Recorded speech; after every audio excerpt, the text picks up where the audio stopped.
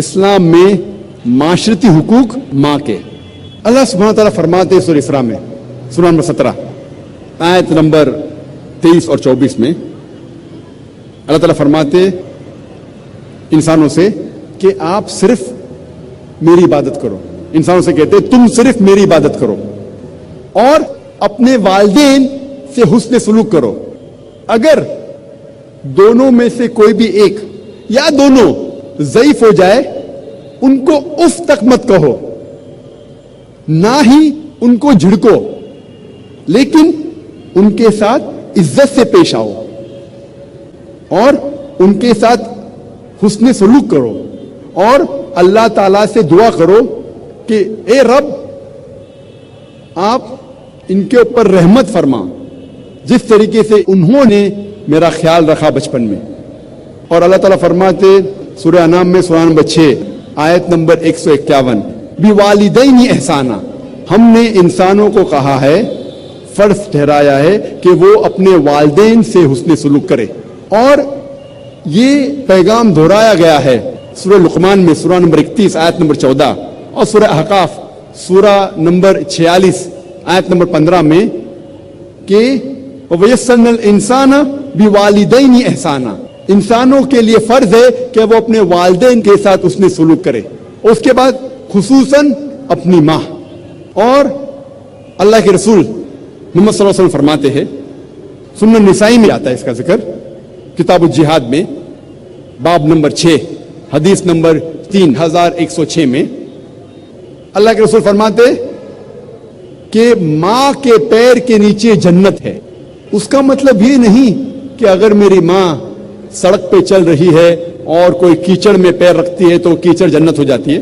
اس کا مطلب یہ کہ اگر آپ اپنی والدہ اپنی ماں کی عزت کرو, خدمت کرو, بات مانو, پیار کرو, حسن سلوک کرو, انشاءاللہ آپ جنت میں جائیں گے. اللہ کے رسول فرماتے ہیں, کہا گیا ہے صحیح بخاری میں جلد نمبر 8 کتاب الادب باب نمبر 2 حدیث نمبر 2 میں ایک شخص اللہ کے رسول کے پاس آتے ہیں اور پوچھتے ہیں کہ ساری دنیا میں سب سے زیادہ حسن سلوک کے لائق کون ہیں؟ اللہ کے رسول فرماتے تمہاری ماں. وہ شخص پوچھتا ہے اس کے بعد کون؟ اللہ کے رسول پھر سے فرماتے تمہاری ماں. وہ شخص پوچھتا ہے اس کے بعد کون؟ پھر سے اللہ کے رسول فرماتے تمہاری ماں. اس کے بعد کون؟ پھر چوتھی بار اللہ کے رسول کہتے ہیں تمہارا باپ.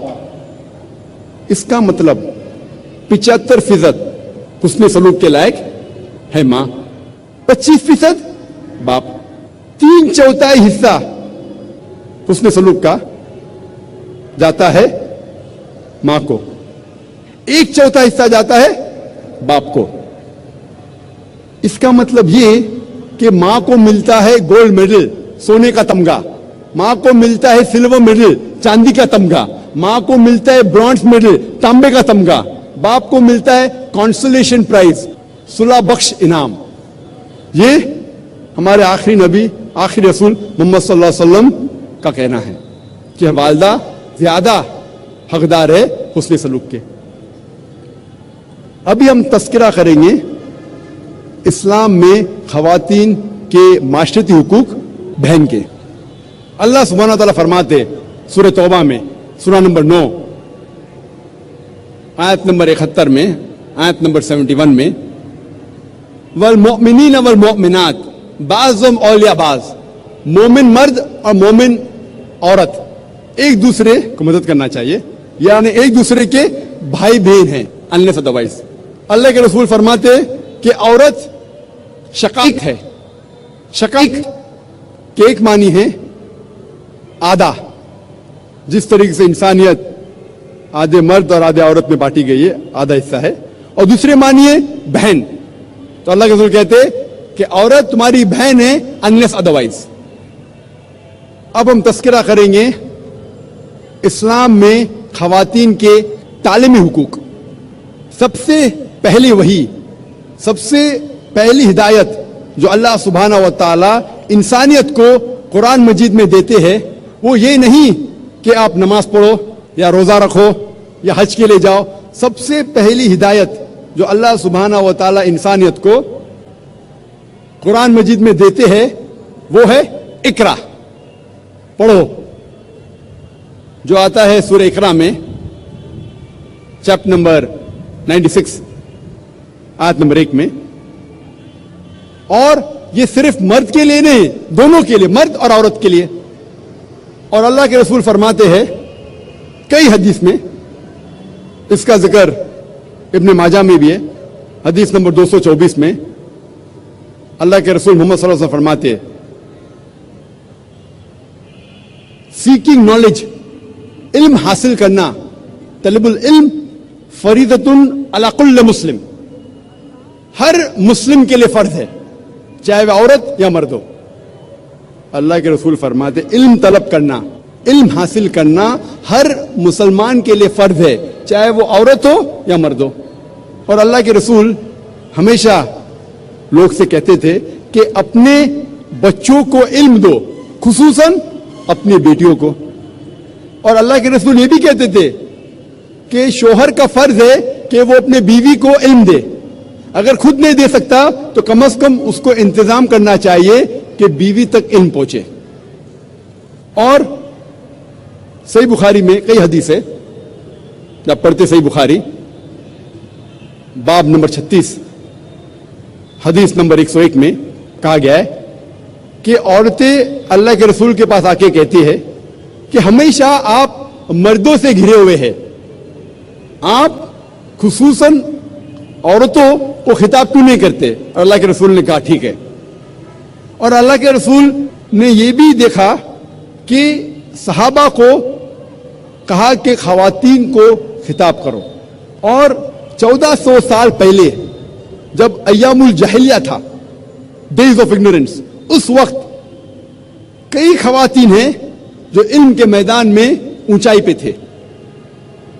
اس وقت تو ایام الجاہلیہ کا وقت تھا، آدمی لوگ ہی نہیں پڑھتے تھے. اس وقت اسلام میں الحمدللہ ثم الحمدللہ کئی خواتین تھے جو علم کے میدان میں اونچائی پہ تھے. اور سب سے بہترین مثال ہے حضرت عائشہ رضی اللہ عنہ، جو حضرت ابوبکر رضی اللہ عنہ کی بیٹی تھی، محمد صلی اللہ علیہ وسلم کی بیوی تھی. ان کی ایک شاگرد جس کا نام تھا عروہ، وہ کہتی ہے کہ میں نے عائشہ رضی اللہ عنہ سے بہترین عالمہ اپنے زندگی میں نہیں دیکھی. اس کو جو مہارت تھی قرآن میں، اسلام کے فرائض میں، حلال اور حرام میں، عربک لٹریچر اور پوئٹری میں، عربک ہسٹری اور جینیالوجی میں. اور حضرت عائشہ رضی اللہ عنہ طب کے میدان میں، میڈیسن میں بھی ماہر تھی. جب بھی لوگ محمد صلی اللہ علیہ وسلم کے ساتھ آتے تھے اور گفتگو کرتے تھے، بیماریوں کا علاج پوچھتے تھے، وہ سنتی تھی اور یاد رکھتی تھی. میتھمیٹکس کے میدان میں، حساب کے میدان میں بھی وہ ماہر تھی. اسی لیے محمد صلی اللہ علیہ وسلم کے انتقال کے بعد صحابہ اکثر حضرت عائشہ رضی اللہ عنہ کے پاس آتے تھے. جب بھی میراث کا مسئلہ ہوتا تھا، کوئی انتقال ہوتا تھا اور جائیداد بٹوارے کا مسئلہ آتا تھا، تو آتے تھے حضرت عائشہ رضی اللہ عنہ کے پاس، کیونکہ وہ میتھمیٹکس، نمبرات میں ماہر تھی.